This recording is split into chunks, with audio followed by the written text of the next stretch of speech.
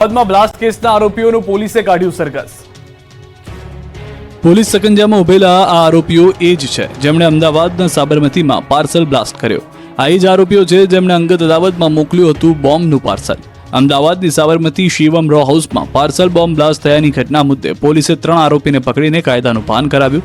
સાબરમતી વિસ્તારમાં parcel bomb કેસમાં પકડાયા બાદ નરાધમોને જ્યાં ઘટના બની હતી ત્યાં લઈ જવામાં આવ્યા। દોરડાથી આરોપીઓને બાંધીને Sabarmati police Sabarmati Shivam row house ખાતે લઈને પહોંચી। અહીં આરોપીને સાથે રાખીને ઘટનાનું રિકન્સ્ટ્રક્શન કરાયું। કેવી રીતે આખો પ્લાન હતો તે અંગે જાણ કરાવવા મળી। આરોપીઓને લઈને પોલીસે ઘટના સ્થળે પહોંચતા લોકોના ટોળે એકત્રિત થઈ ગયા। એક સાઈડનો રોડ બંધ કરીને આરોપીઓને લાવવામાં આવ્યા। આ કૃત્ય કર્યા બાદ પોલીસે બરાબરનો પાઠ ભણાવતા આરોપીઓ ચાલી પણ માંડ શકતા। કામ જ એવું કર્યું હોવાથી મોઢું પણ ઉપર કરી શકતા ન હતા। મહત્વનું છે કે આરોપી રૂપેણ બારોટે ઘરમાં જ બોમ્બ બનાવ્યો હતો। આરોપીએ બોમ્બ બનાવી પાર્સલમાં પેક કરી અન્ય વ્યક્તિને ડિલિવરી માટે મોકલ્યો છે। શિવમ રો હાઉસમાં બલદેવ સુખડિયાના ઘરે પાર્સલ પહોંચાડીને બ્લાસ્ટ કરાયો છે।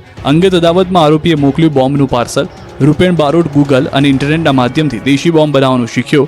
આરોપી રૂપેણને પત્ની સહિત તેમના પિતા નિર્બળ હોવાનો અહેસાસ કરાવતા જેથી તે પરિવારથી એકલો પડી જતા મનમાં માઠું લાગી આવતા અને મેન ઈગો હટ થઈ જતા દેશી બોમ્બ બનાવી આ લોકોને મારવાનો પ્લાનિંગ કર્યો હતો। રાજકોટમાં હથિયાર સાથે હુમલો કરીને હત્યાના પ્રયાસ કરનાર આરોપીઓનું પોલીસે સરઘસ કાઢ્યું। ગઈકાલે રૈયા રોડ વિસ્તારમાં અહેમદ કટારિયા, અમીન કટારિયા અને નવાઝ શેખ નામના શખ્સોએ સામાન્ય બાબતમાં 2 લોકો પર છરી વડે હુમલો કરી હત્યાનો પ્રયાસ કર્યો હતો। આ ઘટના બાદ પોલીસે તપાસ તેજ કરી અને આરોપીએ સકંજામાં લઈ લીધા। યુનિવર્સિટી પોલીસ દ્વારા 3માંથી 2 શખ્સોને ઝડપી પાડી ઘટના સ્થળ પર લઈ જઈ ઘટનાનું રિકન્સ્ટ્રક્શન કરાવ્યું। આતંક મચાવનાર શખ્સોએ આજે હાથ જોડી માફી માંગી। રાજકોટની સ્ટર્લિંગ હોસ્પિટલની બાજુના આવાસમાં લાગી આગ। રાજકોટ શહેરના 150 ફૂટ રિંગ રોડ સ્ટર્લિંગ હોસ્પિટલની બાજુમાં આવાસના મકાનમાં આગ લાગી હતી। આવાસના કમ્પાઉન્ડમાં પડેલી રેકડીઓમાં કોઈ કારણોસર આગ લાગી જતા દોડધામ મચી ગઈ। આ અંગેની લોકોને જાણ થતા લોકોના ટોળા એકત્રિત થઈ ગયા। લોકોએ પાણીનો મારો ચલાવ્યો। ફાયર વિભાગની ટીમને પણ બોલાવી હતી। પાણીનો મારો ચલાવી આગ પર કાબુ મેળવવા તપાસ હાથ ધરી હતી। અચાનક આગ લાગતા આવાસમાં રહેતા લોકો પણ ડરી ગયા હતા। રેકડીઓમાં આગ કયા કારણોસર લાગી તે હજુ જાણવા મળ્યું નથી। સુરેન્દ્રનગરના દુધરેજમાં ફર્નિચરના શોરૂમમાં આગ લાગતા દોડધામ મચી ગઈ। દુધરેજ પાસે મેઇન રોડ પર આવેલ ફર્નિચરના શોરૂમમાં આગ લાગતા લાખોની કિંમતનો મુદ્દામાલ બળીને ખાક થઈ ગયો। શોરૂમમાં રહેલ લાકડાના ફર્નિચરની વિવિધ વસ્તુઓ સહિતનો મુદ્દામાલ આગમાં બળીને ખાક થયો। સદનસીબે કોઈ જાનહાનિનો બનાવ નથી બન્યો। પાલિકાની ફાયર ફાઇટરની ટીમ ઘટના સ્થળે પહોંચી આગને બુઝાવવાની કામગીરી હાથ ધરી। વડોદરામાં વિદેશી યુવતીઓએ કરી દેશી વસ્તુઓની ચોરી તો પાદરામાં સાયકલ ચોર પકડાયો। યુવતીઓ દેશી વસ્તુઓની ચોરી કરતી કેમેરામાં કેદ થઈ ગઈ છે। વડોદરાના અજવા નિમિટા રોડ પર આવેલી ઓફિસમાં વિદેશી યુવતીઓ ઘૂસી હતી। વાઘોડિયાની ખાનગી યુનિવર્સિટીમાં અભ્યાસ કરતી યુવતીઓએ ઓફિસના તાળા તોડીને અંદર પ્રવેશી હતી। ઓફિસમાંથી ટીવી, પ્રિન્ટર સહિત 19,000નો સામાન ચોરી કરી ફરાર થઈ ગઈ। આ અંગેની જાણ થતાં કપુરાય પોલીસે વિદેશી યુવતીઓ સામે ફરિયાદ નોંધી તો વડોદરાના પાદરામાં સાયકલ ચોર પકડાયો। ચોર શહેર ગ્રામ્ય વિસ્તારમાંથી સાયકલની ચોરી કરતો। પોલીસે 9 સાયકલ સાથે ચોરને દબોચી લીધો છે તો સીસીટીવીના આધારે પોલીસે ઉકેલ્યો છે લૂંટનો કેસ। સુરતની ઉમરા પોલીસે ફિલ્મી સ્ટાઇલમાં ચેન લૂંટતો આરોપી પકડી પાડ્યો। ઘટનાને અંજામ આપ્યા બાદ પોલીસ ધરપકડથી બચવા આરોપીઓ મોટરસાયકલની રજિસ્ટ્રેશન નંબર પ્લેટ, આગળનો લુક અને પહેરવેશ પણ બદલી નાખતા હતા। જોકે સુરતના ઉમરા વિસ્તારમાં બનેલી ચેન સ્નેચિંગની ઘટનામાં પોલીસે આરોપીઓના માત્ર શૂઝ ઉપરથી ગુનાનો ભેદ ઉકેલી કાઢી 2 પૈકીને 1 આરોપીની ધરપકડ કરી છે। આરોપીની પૂછપરછમાં 7 જેટલા ગુનાઓના ભેદ પણ ઉકેલાઈ ગયા છે। આરોપીની ધરપકડ કરવા પોલીસે સુરત અને વડોદરા વચ્ચેના 100 જેટલા સીસીટીવી ફૂટેજ તપાસ્યા હતા। 31 ડિસેમ્બર પહેલા બોર્ડર પર લોખંડી પોલીસ બંદોબસ્ત, બુટલેગરોને પકડવા કવાયત। 31 ડિસેમ્બરને લઈને સરહદી વિસ્તારની પોલીસ સક્રિય થઈ ગઈ છે। બોર્ડર પરથી રાજ્યમાં દારૂની હેરાફેરી અટકાવવા જિલ્લા પોલીસ વડા દ્વારા બોર્ડર પર ડ્રોનથી ચેકિંગ હાથ ધરાયું। 31ને લઈને જિલ્લા પોલીસ વડા રાજદીપસિંહ ઝાલા દ્વારા કાવડિયા ચેકપોસ્ટ પર ચેકિંગ હાથ ધરાયું। બ્રથ એનાલાઇઝર વડે વાહન ચાલકોનું ચેકિંગ કરવામાં આવે છે તો ડ્રોન કેમેરા વડે પોલીસ દ્વારા બોર્ડર પર નજર રાખવામાં આવી રહી છે। ગુજરાત અને રાજસ્થાનને જોડતી બોર્ડર છે ઘાવડિયા ચેકપોસ્ટ પર ચુસ્ત પોલીસ બંદોબસ્ત ગોઠવી દેવાયો છે। રાજસ્થાનથી નશાનો વેપલો ગુજરાતમાં ઘુસાડવામાં ન આવે તે માટે પોલીસ સતત પેટ્રોલિંગ કરી રહી છે તો 31 પહેલા બુટલેગરો બેફામ છે। દારૂની હેરાફેરી પર પોલીસની ચાપતી નજર હોવાથી સુરેન્દ્રનગરના ચોટીલાના નવાગામની સીમમાં ખેતરમાંથી ઇંગ્લિશ દારૂ સહિતના મુદ્દામાલ સાથે એક શખ્સ ઝડપાયો છે। ગાંધીનગર સ્ટેટ મોનિટરિંગ સેલે દારૂના કટિંગ સમયે રેડ કરીને 31.02 લાખની કિંમતનો 5,433 બોટલ દારૂનો જથ્થો પકડ્યો છે. સાથે જ ટ્રેક્ટર, ટ્રક અને પિકઅપ વાન પણ જપ્ત કરી છે. રેડ દરમિયાન દારૂનો જથ્થો મંગાવનાર, કટિંગ કરનાર, ટ્રક ચાલક, પિકઅપ ચાલક, ટેન્કર ચાલક સહિતનાઓ સામે ગુનો નોંધાયો છે. તો કેસમાં અન્ય 7 થી 8 શખ્સો નાસી છૂટવામાં સફળ થયા છે. સ્થાનિક પોલીસને અંધારામાં રાખી એસએમસીએ રેડ કરતા સ્થાનિક પોલીસની કામગીરી સામે ઉઠ્યા છે અનેક સવાલ. નર્મદા ગુજરાતની બોર્ડર પર આવેલો જિલ્લો છે. નાતાલના પર્વને લઈને વિદેશી દારૂ અન્ય રાજ્યમાંથી ગુજરાતમાં ઘુસાડવા બુટલેગરો અવનવા કિમિયા વાપરી રહ્યા છે. ત્યારે નર્મદા પોલીસ દ્વારા બોર્ડર પર સઘન ચેકિંગ હાથ ધરવામાં આવ્યું છે. સાગબારા ધનસેરા ચેકપોસ્ટ પર નર્મદા જિલ્લા પોલીસ અધિક્ષક પ્રશાંત સુંબે કડક સૂચના આપી અને કડક ચેકિંગ કરવા એલસીબી એસઓજીની ટીમોને કામે લગાડી છે. જિલ્લામાં 20 ચેકપોસ્ટ ઊભી કરાઈ છે અને જેના પર 200 જેટલા કર્મીઓ તૈનાત છે. અમદાવાદમાં બાબા સાહેબની પ્રતિમાનું નાક તોડ્યું, પ્રતિમાને નુકસાન પહોંચાડતા રોષ.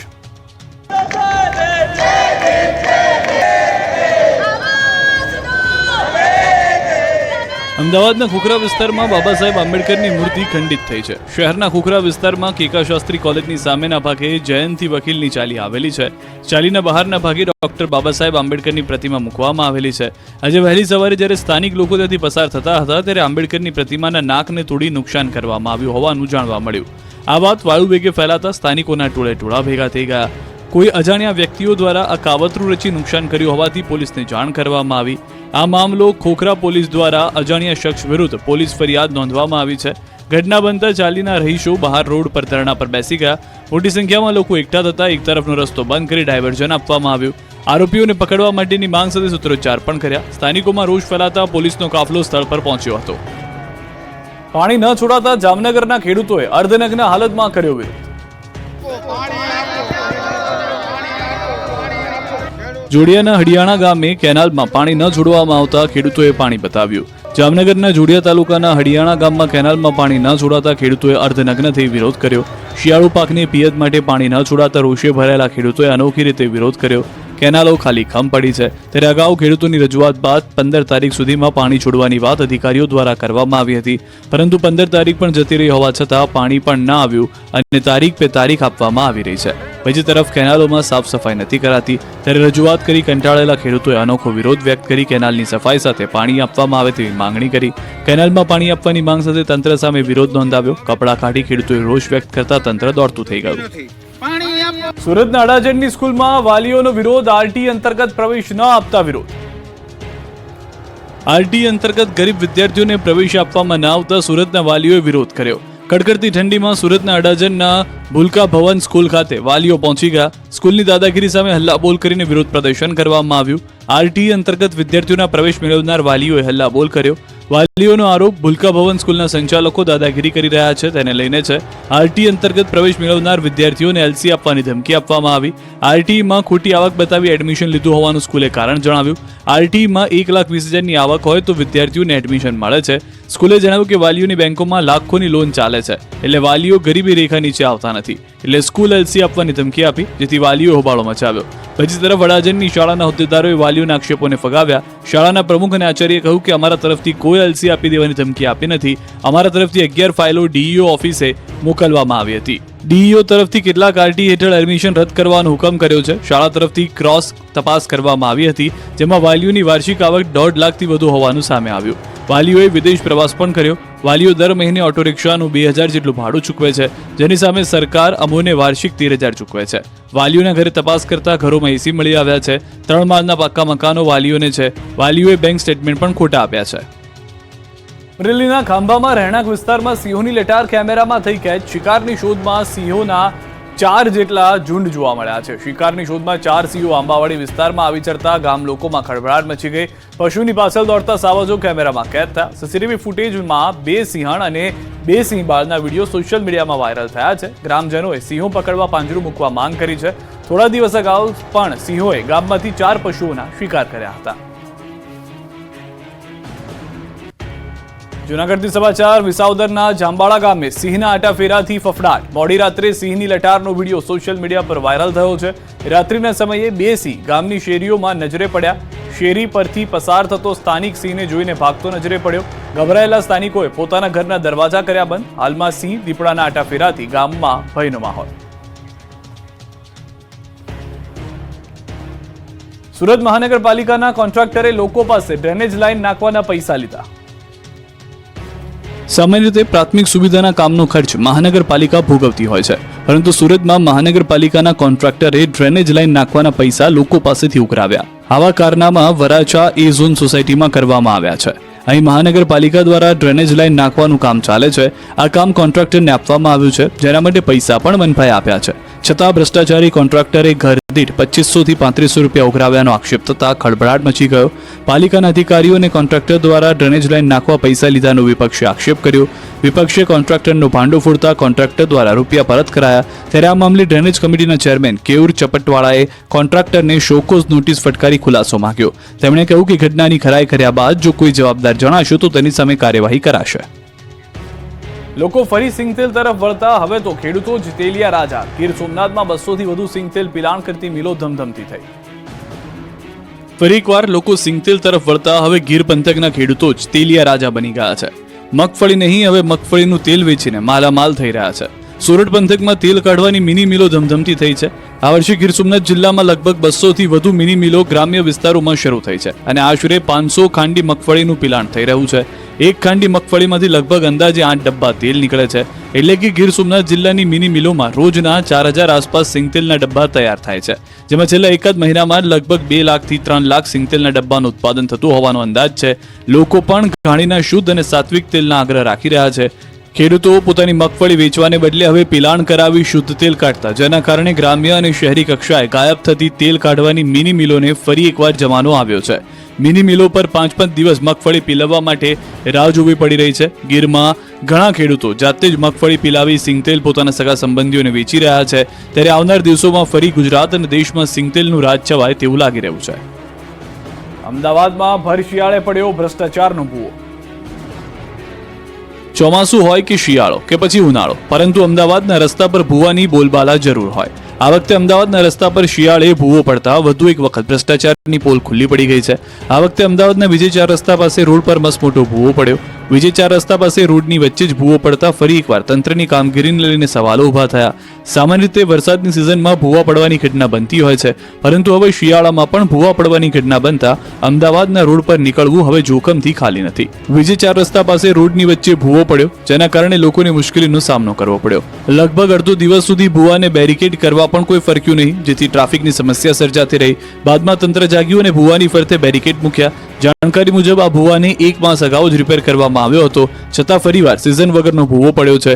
રિપેરિંગ થયા પછી પણ ભૂવા પડતા કોર્પોરેશન અને કોન્ટ્રાક્ટરની મિલીભગતના પુરાવા મળ્યા હોવાની લોકચર્ચા છે. અમદાવાદમાં કાંકરિયા કાર્નિવલને લઈને તૈયારીઓ શરૂ કરવામાં આવી. અમદાવાદમાં 25 ડિસેમ્બરથી 31 ડિસેમ્બર દરમિયાન કાંકરિયા કાર્નિવલ 2024નું આયોજન કરાયું છે. મુખ્યમંત્રી ભૂપેન્દ્ર પટેલ 25 ડિસેમ્બરે કાર્નિવલનો પ્રારંભ કરાવશે. 6 દિવસ સુધી આયોજિત આ કાર્નિવલમાં ભવ્ય અને રંગારંગ કાર્યક્રમનું આયોજન કરાયું છે. કાંકરિયા પરિસરમાં 3 સ્ટેજ પર અલગ અલગ કાર્યક્રમ યોજાશે. લોકગાયક ગીતાબેન રબારી, ઈશાની દવે, દેવિકા રબારી, કૈરવી બુચ, કિંજલ દવે, અપેક્ષા પંડ્યા સહિત અનેક કલાકારો ધમાકેદાર પ્રદર્શન કરશે. જ્યારે મનન દેસાઈ, ઓમ ભટ્ટ, દીપ વૈદ્ય, ચિરાયુ મિસ્ત્રી સહિત અનેક કલાકારો સ્ટેન્ડઅપ કોમેડી શોથી લોકોને હસાવશે. સાઈરામ દવેનો ભવ્ય લોક ડાયરામાં રમઝટ બોલાવશે.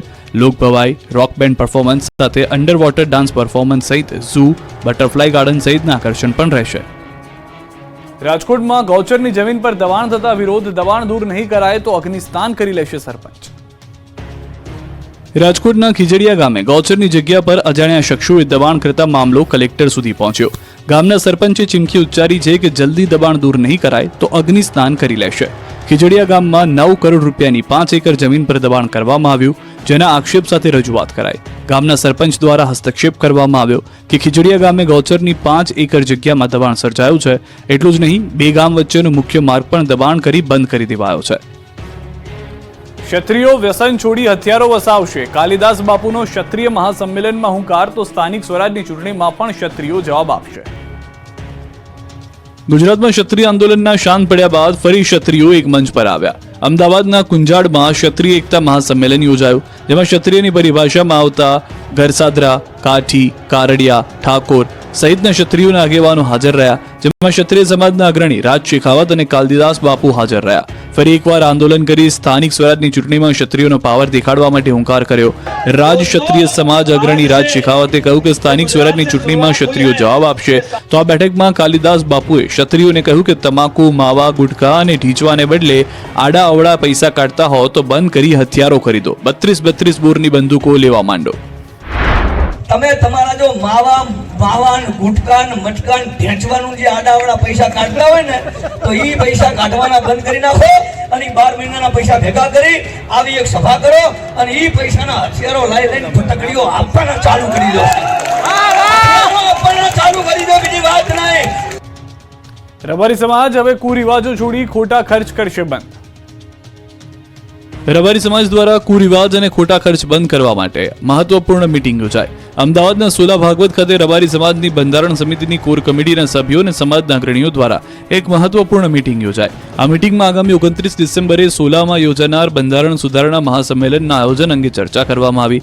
ખાસ કરીને સમાજમાં ચાલતા કુરિવાજો અને ખોટા ખર્ચને નિયંત્રિત કરવા માટે વિવિધ મુદ્દાઓ પર વિસ્તૃત મંતવ્યો અને ચર્ચા યોજાઈ. આ બેઠકમાં 200 જેટલા રબારી સમાજના લોકો હાજર રહ્યા. રબારી સમાજ દ્વારા કુરિવાજ અને ખોટા ખર્ચ બંધ કરવા અંગે મીટિંગ યોજાઈ. મંતવ્યોના આધારે સમાજના ભવિષ્ય માટે શ્રેષ્ઠ નિર્ણય લેવાનો પ્રયાસ કરવામાં આવશે. સૌર ઉર્જાથી ખેડાનું સુખી ગામ બન્યું સુખી. દરેક ઘરના ધાબાએ જે સોલર રૂફટોપ સિસ્ટમ છે તે ઇન્સ્ટોલ કરવામાં આવી. રાજ્યનું ત્રીજું સોલર વિલેજ બન્યું.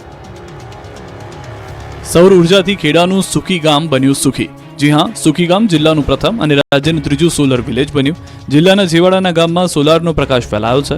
કપડવંજ તાલુકાના છેવાડાના સુખી ગામમાં પ્રધાનમંત્રી સૂર્યઘર મુફ્ત બિલ યોજના અંતર્ગત 183.27 કિલોવોટ સોલર ઓન ગ્રીડ સિસ્ટમથી સફળ સ્થાપના કરવામાં આવી, જેથી ગામ લોકોને વીજળીના બિલ ભરવાની ઝંઝટમાંથી મુક્તિ મળી છે.